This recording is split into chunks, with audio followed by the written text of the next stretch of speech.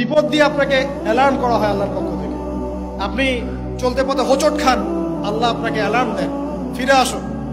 চলছেন বিপথে, আল্লাহ পাক অ্যালার্ম দেন, ফিরে আসো। আল্লাহ পাকের পক্ষ থেকে কিন্তু এগুলো আসে।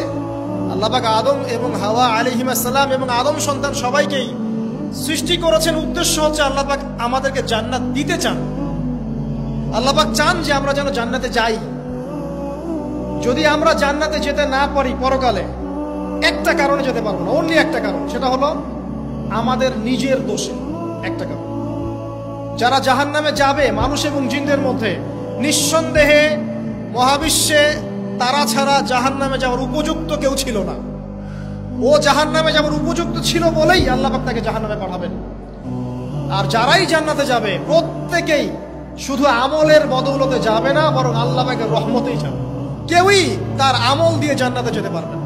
নবী সাল্লাল্লাহু আলাইহি ওয়াসাল্লাম এমন ভাষ্য বলছেন, ইল্লা আনা, আমিও না, ইল্লা বিরহমাতিল্লাহ, আমিও নয়, তবে আল্লাহ পাকের দয়া আমাকে ঘিরে ধরবে। আল্লাহ পাকের রহমত যাদের উপরে বর্ষিত হবে তারাই জান্নাতে যাবে ইনশাআল্লাহ। কে আমল দিয়ে যেতে পারবে না। যত আমলই করি বলা যাবে না এই আমলের বদৌলতে জান্নাতে যেতে পারবো। আল্লাহ পাক দয়া না করলে হবে না। আল্লাহ পাক চান যে আদম সন্তান যেন জান্নাতেই যায়।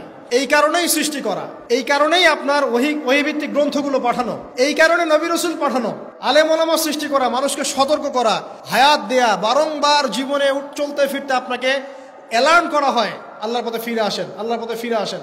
অ্যালার্ম করা হয় না? বিপদ দিয়ে আপনাকে অ্যালার্ম করা হয় আল্লাহর পক্ষ থেকে। আপনি চলতে পথে হোঁচট খান, আল্লাহ আপনাকে অ্যালার্ম দেন, ফিরে আসো। চলছেন বিপথে, আল্লাহ পাকে অ্যালার্ম দেন, ফিরে আসো। আল্লাহ পাকের পক্ষ থেকে কিন্তু এগুলো আসে।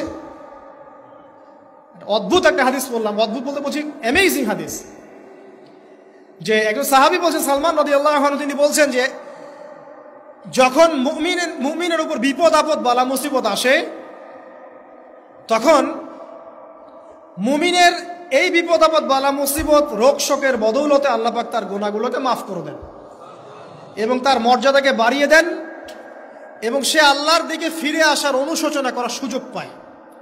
আর যখন কাফের মুশরিক বা ফাসিক মানুষকে এইসব রোগ ব্যাধি বিপদ আপদ বালা মুসিবত ঘিরে ধরে, তার দৃষ্টান্ত সেই উটের ন্যায় যে উটটাকে তার মালিক বেঁধে রেখেছে, এরপর ছেড়ে দিয়েছে। সে উটটা বুঝতেও পারলো না কেন তার মালিক তাকে বেঁধে রাখলো আর কেনই বা তাকে ছেড়ে দিল। কথাটা কি বুঝতে পারছেন? যারা আল্লাহ দ্রোহী, তাদের উপর যখন বিপদ আপদ বালা মুসিবত আসতে থাকে, তারা বুঝে না যে কি জন্য আসলো আর কেন চলে গেল। কিন্তু মুমিন ব্যক্তি যারা মুসলিম, আল্লাহর অনুগত, তাদের বিষয়টা হচ্ছে এমন বিপদ আপদ বালা মুসিবত রোগ ব্যাধি তাদেরকে আল্লাহর দিকে ফিরিয়ে নিয়ে আসবে। দেখুন, এই যে পৃথিবীতে নামিয়ে দেয়া, এরপর আল্লাহর পক্ষ থেকে ঐশী গ্রন্থগুলো পাঠানো,